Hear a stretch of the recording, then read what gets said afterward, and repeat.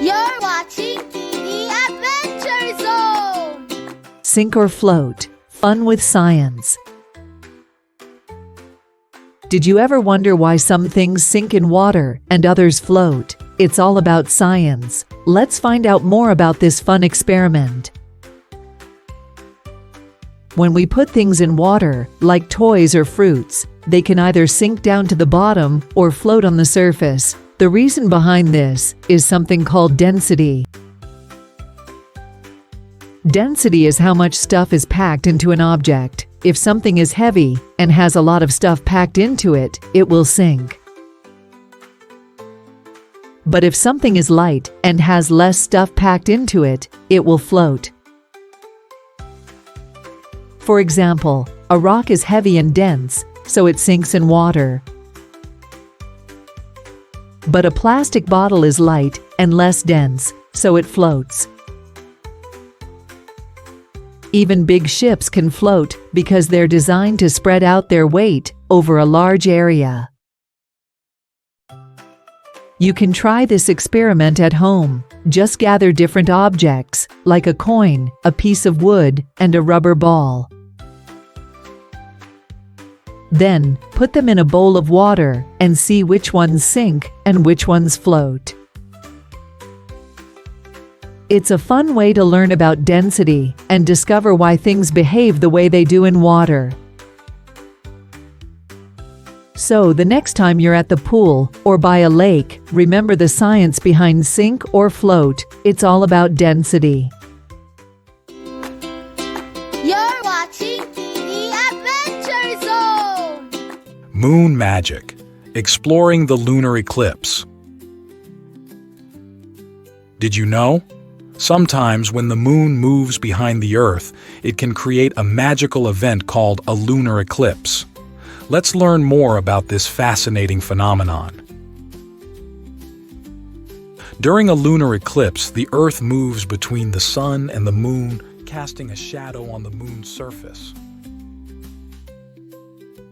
This shadow makes the Moon appear darker and sometimes even changes its color to a reddish hue. This is why it's sometimes called a blood moon. Lunar eclipses are like special shows in the night sky. They don't happen every month, but when they do, they're worth staying up late to see. You can watch as the moon slowly disappears and then reappears, all while the Earth's shadow passes over it. Scientists study lunar eclipses to learn more about our solar system and how it works. They can also help us understand more about the moon itself and its relationship with the Earth and the Sun. So the next time you hear about a lunar eclipse happening, be sure to take a moment to look up at the sky and marvel at the wonder of this amazing celestial event. It's like magic happening right before your eyes. You're watching the Adventure Zone! Shooting stars and cosmic visitors. Exploring meteors and comets. Did you know there are cool things that zip through space? They're called meteors and comets. Let's check out these awesome objects that come from really far away. First, meteors are like shooting stars that zip across the night sky. They're small bits of rock and metal that burn up when they enter Earth's air. When you see a meteor, it's because it's getting hot and glowing as it flies through the sky. Sometimes meteors don't burn up completely, and they land on Earth. We call these ones meteorites. They can be tiny or huge, and they teach scientists a lot about space. Now, let's talk about comets.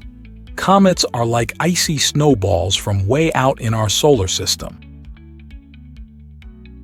They have long tails made of dust and gas that light up when they come close to the sun. Comets go around the sun in long, oval paths, and can take many years to finish one trip. When a comet gets near the sun, the heat makes some of its icy stuff turn into gas, making a bright tail behind it. Comets are some of the most amazing things you can see in the night sky. Both meteors and comets remind us of how big and awesome our universe is. They fly through space, sometimes visiting us here on Earth, and make us feel amazed and curious.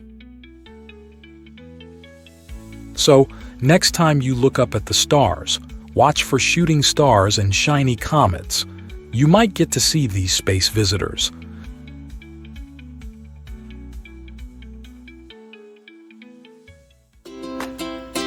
You're watching the Adventure Zone. Understanding floods. Keeping our environment safe. Did you know? Sometimes when it rains a lot, water can fill up the land and cause floods. Floods are when water spreads out and covers areas that are usually dry. Floods can happen near rivers, lakes, or even in cities where there's a lot of concrete and not enough places for the water to go. When floods occur, they can damage homes, roads, and even hurt people and animals. But guess what? We can help prevent floods by taking care of our environment. When we throw trash on the ground, like plastic bags and bottles, it can clog up drains and rivers. This makes it harder for water to flow away when it rains, and it can cause floods.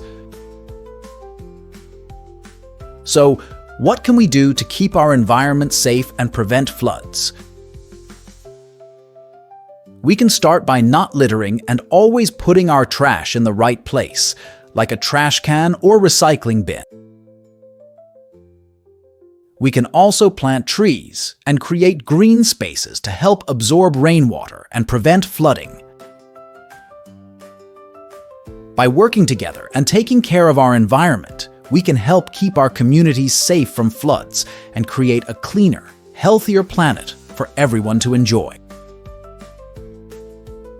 Let's do our part to protect our environment and prevent floods.